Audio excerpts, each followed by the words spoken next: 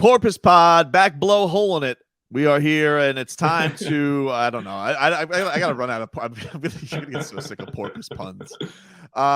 We just roll on here. This is a new segment we debuted last week, and it swept the internet. Echolocation. And this is how porpoises communicate. And this is where we hear the best stuff from your Miami Dolphins this weekend. Yesterday was Tua Day at the podium. Tua Tagovailoa, Dolphins QB. And this I thought was the most interesting stuff from him, Solana. You know, a lot's been made of the relationship from him and Mike McDaniel, a more confident Tua. You know, I know that Rich Eisen has the term salty Tua, swaggy Tua, whatever you want to say. He's definitely a guy that is carrying himself with more bravado. He definitely more confidence. So that is coming from the Dolphins quarterback. Definitely feels more empowered this year. Doesn't feel like he's trying to be replaced every single week. And that's a great thing to see. He definitely feels like a guy who knows that it's a big year ahead of him, but feels like he has the tools and the support at hand to make it happen. Yeah, he's less afraid to speak his mind on things as well. I feel like coming from, we talked about it a couple weeks ago, coming from Alabama, then having that shadow of flow and the trades, and you know, he's not that guy anymore. He's, I guess a lot of people use the expression, right, like broken out of his shell. And I think he's realized he is a voice. He has a powerful voice. He's somebody who can move the needle on things. Like, he's realizing that now. Well, here's Tua. He was asked about what does he notice being the big difference from this year as compared to his first two seasons. Everything. Offense is different. The confidence that the guys have coming out to practice is different. The confidence that the guys have coming into the building is different. You know, the way we do things around the building is different. Just everything. I can't necessarily point to one thing. And I think that's what's going to help make us a better team is, you know, us spending more time with each other, not just in the building, but outside the building. And we'll see where this thing goes for us. Yeah, I mean, he says he can't point it out to one thing, but if he really wanted to, he could just sum it up in Brian Flores. Yep. Because if you're going to talk about the way you work, the way everybody is, their attitude, the way that just in general they're going about their business. I mean, he doesn't do that because he's a sweetheart. But if he wanted to, he could just say the head coach is different. Tell us you hate Brian Flores without telling us you hate Brian Flores is essentially what happened there. Listen, I don't know. It's just more enjoyable to work. We work more efficiently. We're happier. Feels. I can't put my finger on what it is. But you know, it's a lot of things. It's a lot of things. It escapes me. Just if I had to pinpoint it, just down to one thing, could you say it's Brian Flores? You know, perhaps. But yeah, he is definitely a guy who seems a lot happier going to work. That's for sure. Yeah, and the organization has made it clear they're all in on him. Man, that's got to be a good feeling because since he's been here, it was the Fitzpatrick nonsense. And then it was obviously Herbert overshadowing him. Like, not that he's upset at Justin Herbert, but, you know, like those comments have always been there. He's been asked about it. The organization bought in, period. End of story. McDaniel has said everything correctly about Tua. So, man, like, he's happy coming into work now. That's a big deal. It really is. Even if you're getting paid millions of dollars, nobody wants to go to an environment where they're not comfortable. Like, he's happy being there. Yeah, and especially we can see, like, you know, people can fall out of love with these quarterbacks very, very fast. Like, you look at, like, Baker Mayfield, who was just now named the starter this week in Carolina. Like, oh, my God, Cleveland, they were so happy to have Baker Mayfield. And then they were just rats off a ship immediately on him as soon as he's playing through injury. So, look, he's got to perform. There's no doubt about that because I think there's still a segment of the fan base that's already doesn't believe he can be good. But for those who are optimistic that he is in a better situation, they do have better stuff around him and they are going to empower him, then I think you look at that and you say to yourself, all right, I think I really do believe in the guy's skill set. Because, look, the thing that was interesting about this week at practice was, you know, you sit there with out-of-town media because Philadelphia's there. You know, they're surly. And even they're just like, wow, this guy, I mean, his throws are very impressive. Like, they're talking about, like, the big Jalen Hurts versus Tua thing. That's always, you know, that's going to be a thing because of their ties from Alabama. Right.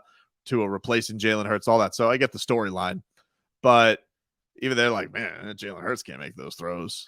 So like, I mean, that's it, because you put your guard up. We can be homers. I'll admit it. Whatever. People look at that as an insult. I look at that as a badge of honor. So like when you start hearing that outside stuff and you do get that outside perspective, you're like, all right, other people are seeing it. They are seeing that this kid looks like he has a lot of talent. Obviously, it has to be done in a game, but he definitely is performing with a different air of confidence. Yeah, it was interesting to see the Philadelphia beat writers. I saw the same thread on Reddit as well, and that was their reaction. Wow, like, oh, okay, Tua's good. This isn't this, because who was it a couple days ago? Was it the reporter who said that the Miami media keeps inflating Tua Tagovailoa? I don't remember who said that, but I think it was somebody from CBS National, or he kept saying that you Pete can't Prisco? trust. Was it Pete Prisco? It was one of these guys. Seems like a Pete Prisco thing to do. It was one of these guys, where the Pete was Priscos it La of the world. Canfora? No, it was La Canfora has kind of fallen off. I don't know if you've noticed. Like he's not even doing I haven't even seen La Canfora now that you mention it. Yeah, no hate, by the way. Like he's good at what he does, but you are right though. Slights the fins every now and then as well. With La Canfora, feels like he's always the national guy that does come in with some Fins dirt just out of nowhere. He's like Randy Orton with the RKO out of nowhere. Here's a little bit more from Tua as we're on this topic, because this is kind of just him even expounding on it a little bit more and why he feels his confidence is at a bigger spot. And no surprise who you think he's giving the credit to. I think for the team, like it's the guys that are helping us get to where we want to go. And I would say it's our position coaches. It's obviously our head coach, who is probably one of the most optimistic people I've ever been around. And I would say just those guys, and kind of the leadership that Mike displays for everyone to see. That I think that's what gives the entirety of the team confidence. Wow. I mean, if you want to just say, obviously, I would like to put it on our head coach. Like, again, it goes back to tell me you hate Brian Flores, and also how much you love the new coach. He is it's an important partnership, Peyton and Breeze, Belichick and Brady, people will always go to that stuff as far as an important level of, McVay and Stafford this year. Like, I think that they'll always look at that relationship. It's an important symbiosis, especially when you are the head coach calling plays. And man, he's the most optimistic person I've ever been around. Yeah, and that tells me like he's practicing what he preaches. Mike McCochin in the locker room, he can get up in front of the media and say whatever he wants, right? But then behind closed doors, when he's interacting with these guys personally, what's his approach? How is he communicating with them? It's the same way. Like, he is genuine. You know what I mean? And I like that. Is it going to work? We'll find out. But I like a genuine coach, not Flo. Flo behind closed doors, I don't know how he was acting, but he just never wanted to be himself with anybody. And look, like, clearly these guys are responding to that. Just a guy who's getting an opportunity. He's being himself. He's being genuine. And it works. Like, it translates to guys like Tua. Yeah, I agree with that. And it's like, for him, I've heard some of the players talk about, like, you could tell, like, a lot of players just don't like a fake, and he doesn't come across as fake. Sometimes he comes across with too much. Like, I don't know, he's going in like 100 different directions. Tobin, the other day, I was listening to a soundbite that you cut up that we're playing on the air. It's like 2 minutes long. Halfway through, I'm like, what the hell is he talking about? I have no idea. Because I don't know where to end. I don't know, like, listen, I've been cutting sound bites my whole life. I'm like, I don't know where this begins. I don't know where this, you guys figure it out. I don't know. I don't know anymore, because he's answering like 9 different things. And then there's little kernels and gems there, because he's like he's the most airdroppable coach there is, because he's just got like all these like little witty one-liners in there. But yeah, he doesn't, sometimes it's like listening to like a Jack Russell trying to explain football. Like, it's just all over the place, dude. I want to start a new game show where it's like McCochin or Ted Lasso. Who said it? And just present somebody with quotes, and you have to guess, was it Mike McDaniel or was it Ted Lasso? Because he's got a little bit of Lasso in him, Definitely. where everything has this deeper meaning. and he's gonna just hit you with some knowledge every single time you talk to him. Did you hear him this week when asked about his plans on playing people in the preseason, and he goes, "You guys don't, you don't care what I feel. I feel hungry right now. You guys care that I want lunch." Just like, what is happening here? It's the same thing as last week. Are you going to provide us with an update? Oh, you want an update? My wife went to the supermarket. Like I love that he's a troll, but he's also providing. He's not just getting up there and trolling the whole time. Like he's providing actual good football commentary and good football perspective. He's just not giving you the answers you want, which, by the way, kudos to him. He shouldn't be giving the media the answers they want. Right. Like what he does is he's almost like he's too good a genius, because like media likes to have their ass kissed. So what he does is he gives them little belly rubs like, "Oh, I'll take a selfie with you, you suckers." And then all of a sudden I'm just talking nonsense. You don't know what I'm saying. I saw, like, today I was reading the quotes where he goes, because they're like, apparently a big thing with him is he doesn't like tell them what his plans of playing time are. And he goes, "I gotta tell you, this bug, it's really had me reassess playing time. So I can't give you guys that. Not like you were going to anyway." So very good. Maybe Mike McDaniel was the one who poisoned everybody because he just didn't want to say he was playing. Yeah. Just like suckers. He's so good, man. He really is. He's lived up to the hype. Remember that video that went around? Yeah. Dolphins fire flow. There's like that month period or couple week period where there's a couple guys being thrown out there. The former Eagles coach, who I believe is in Jacksonville now, right? Peterson, yeah. Right. Peterson's being thrown out. Like a couple names are being thrown out there. And we get that montage of Mike McDaniel. And that one montage that goes viral of his just interactions with the media is what I think really made Dolphins fans say, that's who we want for the most part. I think so too. I think it helps. Yeah, he's lived up to the hype. Like he really has. Yeah. Now I'm very curious to see what depressed Mike McDaniel's like if this ever does turn bad, but maybe it won't. I mean, they got a tough schedule to start. That's definitely true. But I don't know. He doesn't also, like, even in the serious moments, he seems like he handles that stuff well. He's very real about it. We'll get into what he said about Mike Gesicki, because Mike Gesicki was in some trade rumors this week, but he does seem to handle a lot of that stuff well. But before we do that, let's get into one more from Echolocation.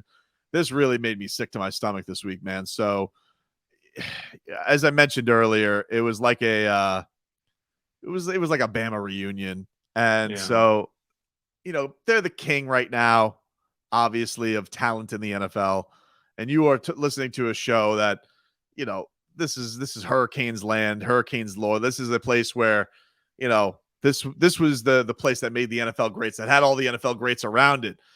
And so Jalen Phillips, who could be the next great pro Cane, he was at the podium this week, and he's just like, you can see it sweeps over him how sad he is, how many Alabama players there are. Here's Jalen Phillips. There's a lot of Alabama guys. There's a lot of Bama guys. I think I'm the only one, though. Yeah, sadly. What's that like for a Hurricane? You're in South Florida, and all these Alabama guys are running around. I mean, I don't pay much mind to it. But it's cool to see, all these talented guys come in here and get us better, like I said, and, we try to do our part. Yeah, we call that a saving cliche, because you could see in the immediate aftermath of that, though, he was like, "I am the only Cane, sadly." And then pour one out for Sheldrick Redwine, who was cut this week by the Dolphins. Yeah. But no. Like, I hated that too, because one of the things I love as a Canes fan is also that, like, I love the unity that those guys all have. Like, after all these years, it means something for them to have like this lineage. That's a Canes thing. And you go to this practice, and it's like afterwards, it's like, oh, there's Devontae Smith hanging out with Jalen Waddle and Tua and Jalen Waddle. That sucks. They stole it from the Canes. They're all hanging out together. They almost like they're on that high horse. Like, yeah, we're Bama. Yeah, I know. Yeah, we played with Nick Saban, and they don't even know. They don't know what Tricky Nicky did to Dolphins fans. They don't know what he did. He got up on that podium and he lied right to our, like, Tua has no concept of that. You know what I mean? Like, you want to talk about, like, Tua, you think about press conference lies, about that with what they did with you last year. Like, that was Nick Saban. Like, that was his OG. He's the first liar. Where's that? Like when McDaniel walks through the hallways and sees all the moments, like, oh, Zonka and Zach Thomas. And there should be a moment of shame. There should be a hall of shame as well, Mhm. where it's just like, there's Cam Cameron, fail forward fast. There's Joe Philbin, he felt queasy. There's Nick Saban, liar. Such a good point. Oh my That- God, that is. I think McDaniel might go for that. By the way, That's that just may a be hall of something- shame. Yeah, that might You be gotta- something you want to throw at him. You gotta have Coach Furster just doing whatever, snorting whatever he was off of that tip. There's those big grains falling. Does that qualify for the Hall of Shame though? Because I don't know, like depending on the way you look at it, that might have its own place in a different hall. I don't know. You know what? They should have they should remake the Step Brothers poster, and it should be Richie Incognito and Jonathan Martin together. It's Bully Gate. Who could forget? Who could forget? Yeah. You know what? Stephen Ross, ironically, is in the Hall of Shame somehow. How did I end up? Garfinkel's like, well, listen, Mr. Ross, we put something up for you. He goes, great job, Tom. Phenomenal. He like walks out, doesn't see it says Hall of Shame above it. And it's like Stephen Ross once celebrated getting suspended for half the season and losing a first-round pick, claiming that he told the truth. Is Jalen Phillips really the only Kane out there? That's crazy, right? I think he is because they cut two of them this week. They cut DeAndre Johnson and they cut Shelby. Redwine. And then I don't know if Philly has anybody. In 05, even 08, there would have been a Kane on every roster, a first-round pick on every roster. It was the Pro Bowl. It was the Pro Bowl, Tobin. It's tough. All right, we will swim on to the next segment here on Porpoise Pod. Mike Gesicki has had himself an interesting week with trade rumors. We talked a lot about what his long-lasting relationship is with the Miami Dolphins. So we'll get into that, the things going on with the Dolphins franchise tag tight end, and also look ahead to this preseason finale on the Porpoise Pod.